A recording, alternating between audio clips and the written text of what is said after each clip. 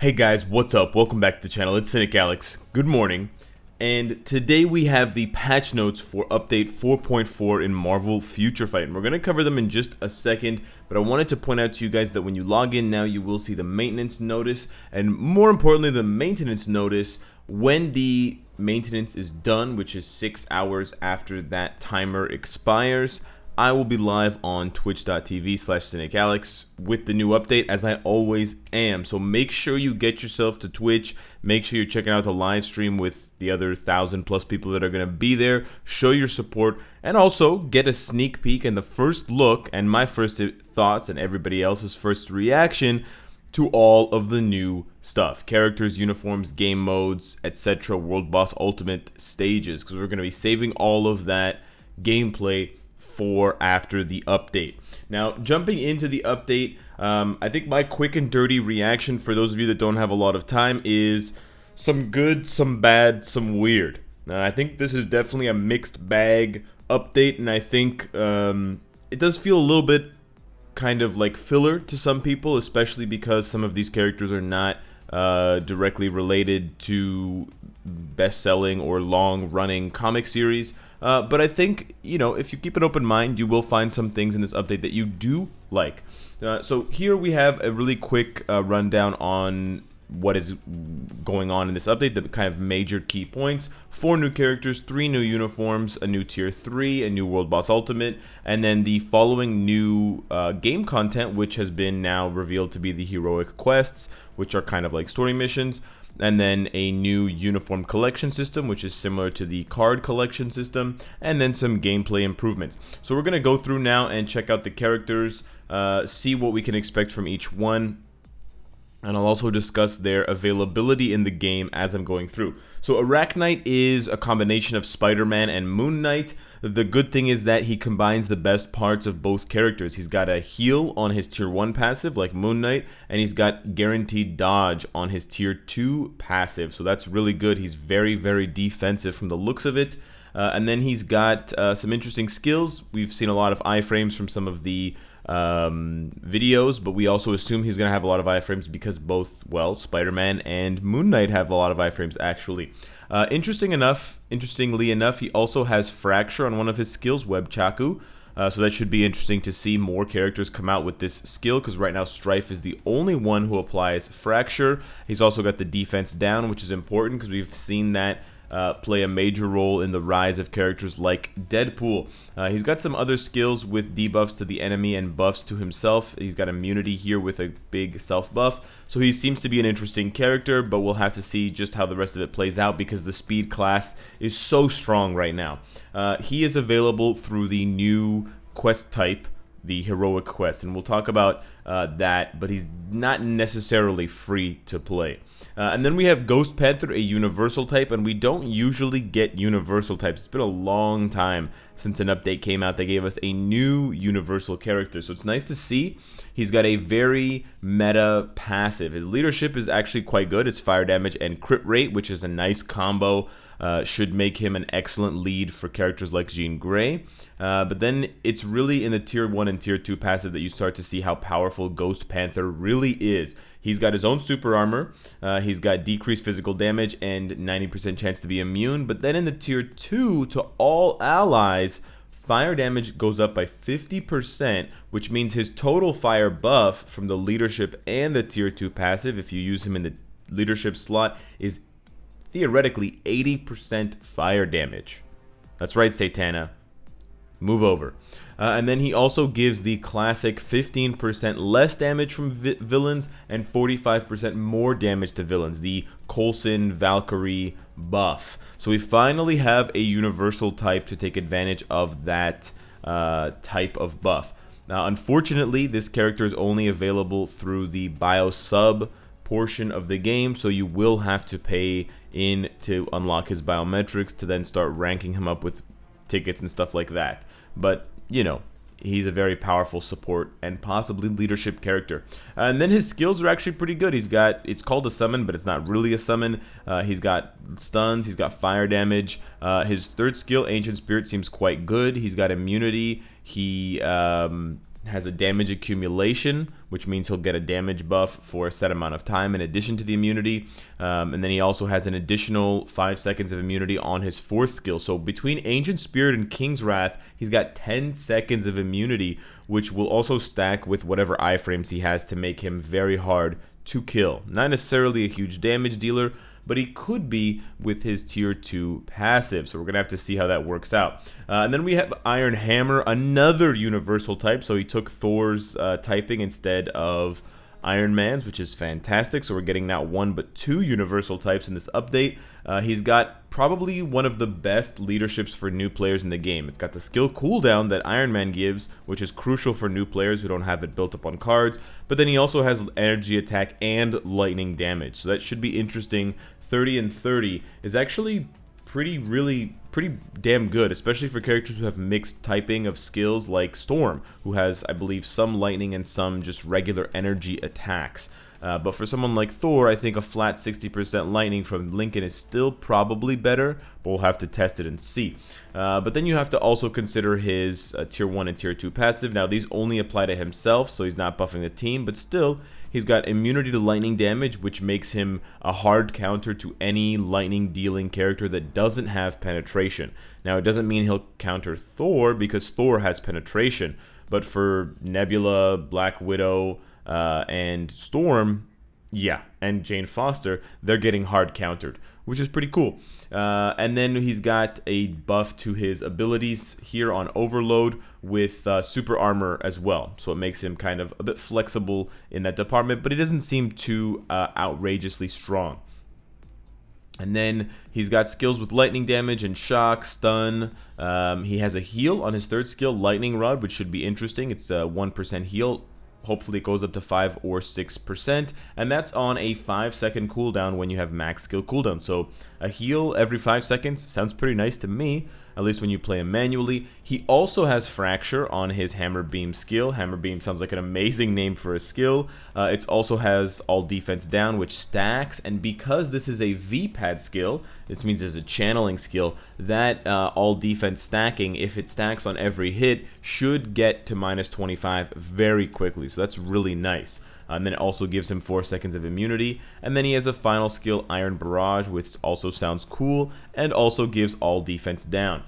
He is the only free-to-play, guaranteed free-to-play character for this update. So this character will probably be the one that we use the event tokens to unlock biometrics for, those infinity tokens that I foolishly thought were a reference to Requiem, are in fact just for Iron Hammer.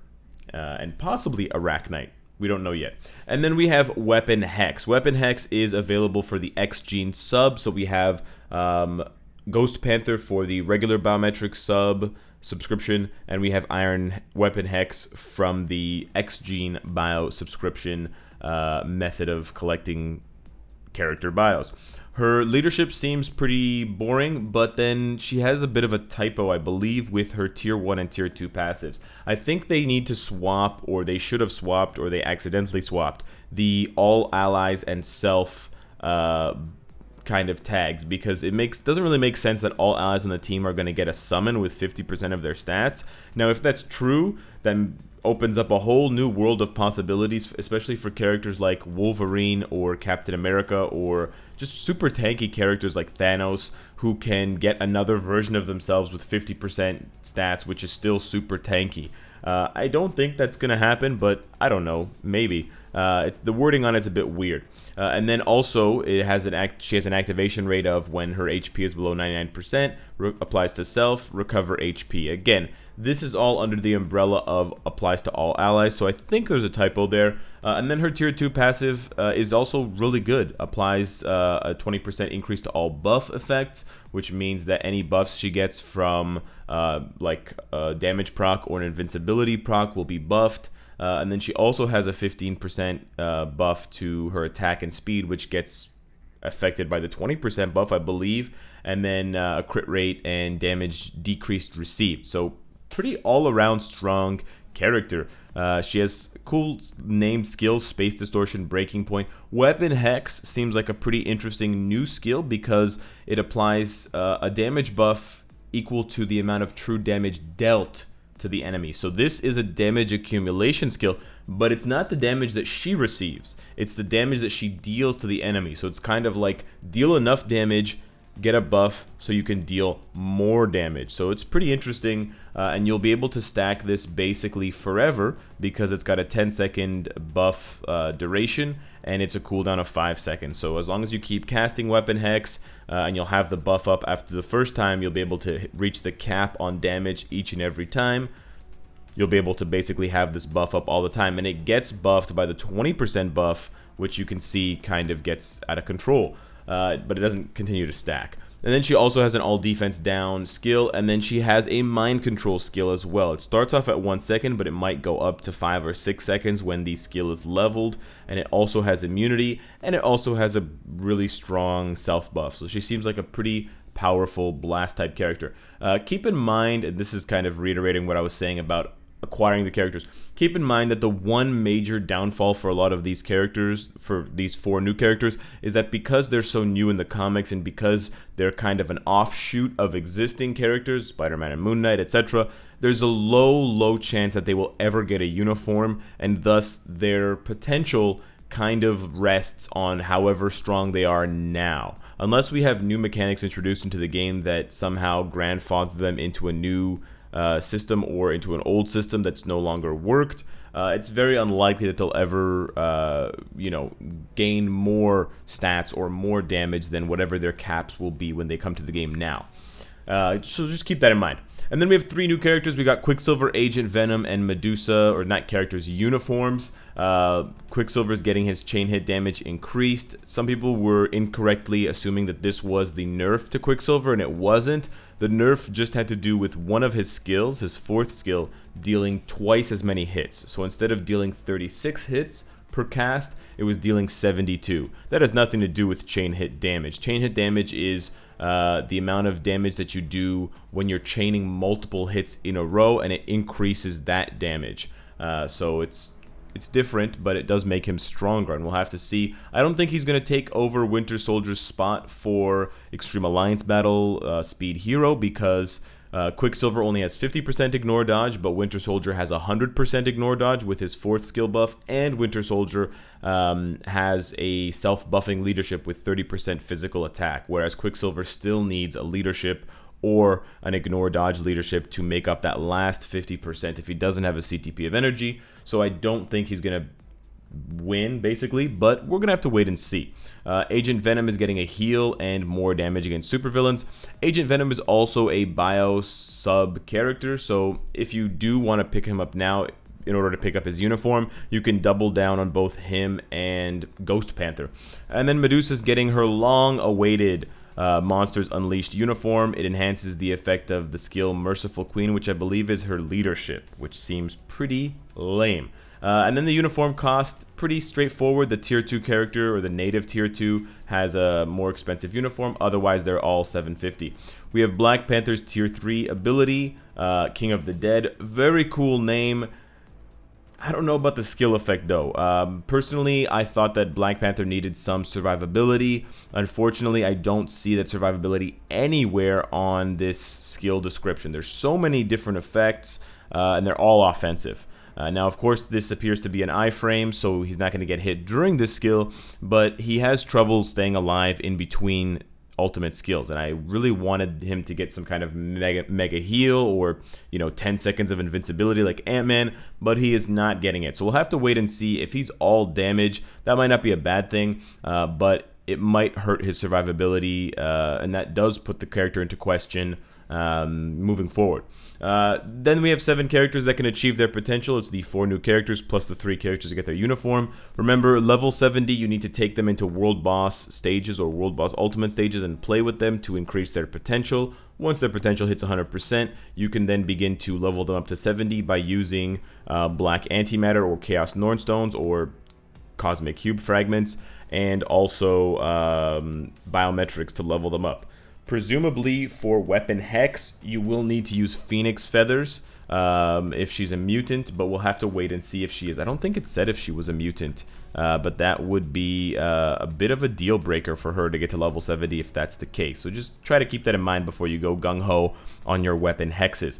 And then the new game mode, we have Heroic Quest. The way to explain this is it's basically like a quest pack. It's kind of like a mini special mission flavor thing, and the map that we saw before relates to the missions that you'll pull off with these characters. Now, I'm not sure if you're going to have to use Luke Cage for the Hero for Hire mission. It will be nice if you have to, and it'll be nice if these missions are difficult, but judging by the rewards that you get, this mission's probably not going to be difficult. So my reaction to these missions is that they're great for new players, and they're fun for people who are fans of these characters, like super fans of Jessica Jones and Luke Cage and etc. But for veterans who wanted a challenge, you're probably not going to find it here. So this is kind of play it once, get these items, use them for other things, like use those Luke Cage bios to level up somebody else to level 70, and then probably never play this game mode again, which is pretty disappointing in my opinion. I'm not sure where Netmarble expects veterans to get any kind of enjoyment out of this game anymore, and the fact that they keep introducing new game modes for new players and they completely ignore veterans is kind of frustrating to me as a veteran. But you'll be able to collect these quest rewards for a set duration, so this is not a forever game mode. It's a bit awkward the way that they've designed it, but it's kind of like the event quest. I think what Netmarble has done is try to improve on their design from the event quest. If you guys remember the event quest, it was kind of like Marvel Contest of Champions, where you had nodes, and each node that you completed unlocked the next node, and you just had to fight each node with preset rewards. Seems like it's similar to that, except it's a little bit more well designed, and it doesn't look so MCOC. In addition to actually playing through and getting those set rewards, you're also going to be developing a crystal chest. Now, this is going to confuse some people, but essentially, as you complete the chest pack, you'll unlock crystals that go into this chest, but you don't get to unlock the chest at the end. So I'm sorry, this is not a free-to-play player's kind of heaven. This is not a way to get crystals for free.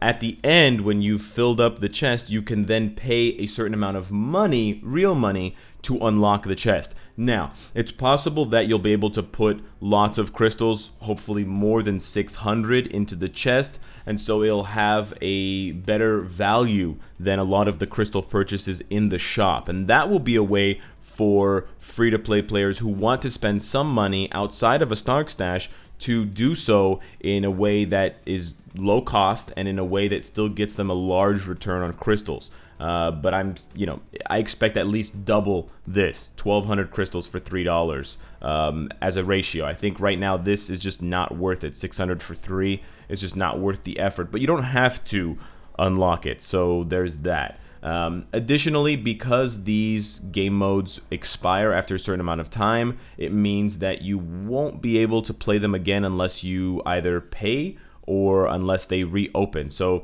apparently quest packs can be purchased for 750 crystals, and the Iraq Knight quest pack must be purchased for 750 crystals, whereas the 3 for Luke Cage, Jessica Jones, and Iron Fist are free.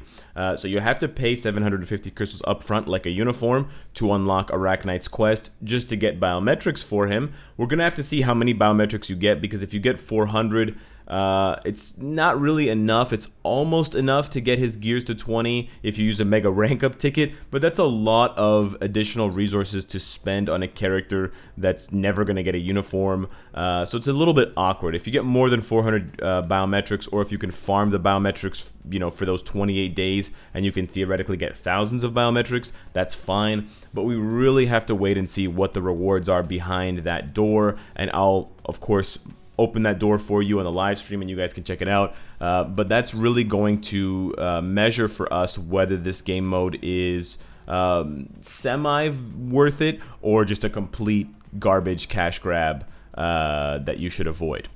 And then we have New World Boss Ultimate Thanos. A lot of people were hoping that you would be able to get more or guaranteed crystal cosmic cube fragments from this world boss. No, Netmarble does not want to give us what we want. Instead, they will allow you to get any of the Titan records. So Thanos will drop combat, speed, blast, and universal books, which honestly is probably the worst thing that they could have done, because you're going to be capped on at least one type of book. And so if you get another one of those books, you're basically just wasting your time. So yeah, I'm not too happy with this. I am happy with playing against Thanos and having a new world boss to kind of learn the mechanics for. That's a nice little treat for veterans, I guess. But the lack of crystal cosmic cube fragments is really painful. And I know there's only 7 tier 3s now, but still, the fact that some players have not been able to get one tier 3 without spending money thus far, 3 months into or 4 months into the introduction of tier 3s, is really sad.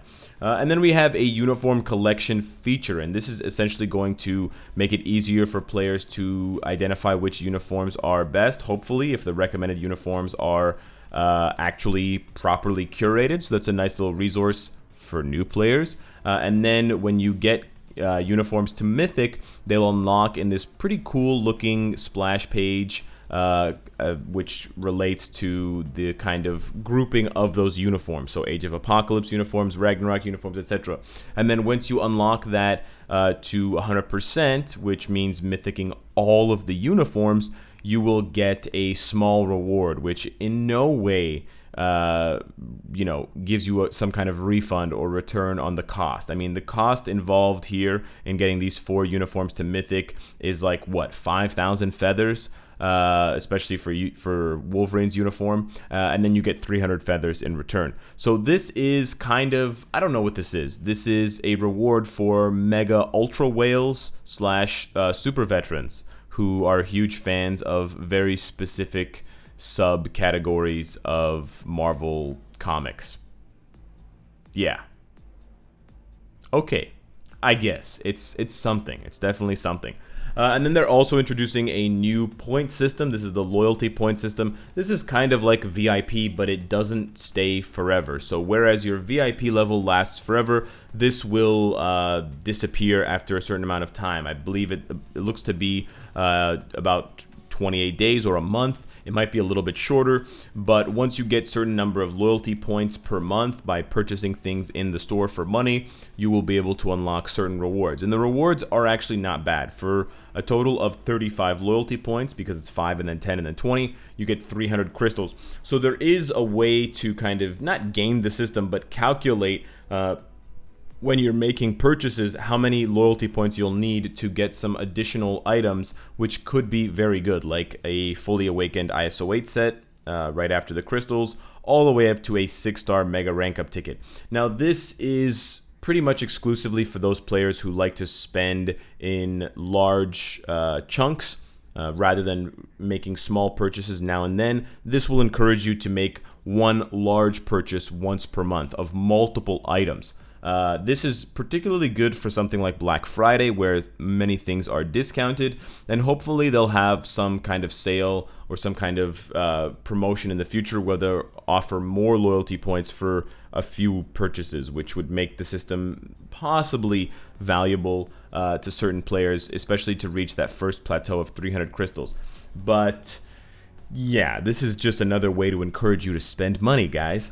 And then we have other game improvements. We've got a couple of improvements to Villain Siege. We have a couple of quality of life improvements to Shadowland, where you can check out what you did last week and who you cleared with. And you can also see which floors you skipped. You can't play anything, guys. Don't confuse this with actual gameplay. There's no gameplay here, but you can have a look. You can have a little peek at what you did last week, and you can admire all of the stages that you got through. This is really good for new and intermediate players so that they can develop some kind of pattern of which stages to pick and which stages to avoid, and they can also see where they're making mistakes in terms of using up too many good characters on the same stage and kind of trying to spread them out. And especially for those of you that are in alliances with veteran players, you can take screenshots and you can show veteran players, and they can actually help you kind of better manage your roster for Shadowlands. So this is a great thing for new players and intermediate players. For veterans who have been acing Shadowland for literally years now, this is just flavor. This is a little tiny bit of flavor that we didn't know we needed, but now we have. And then there's some changes to World Boss Invasion and Alliance Raid. You can now see the rewards for Alliance Raid, but they haven't improved Alliance Raid or anything like that.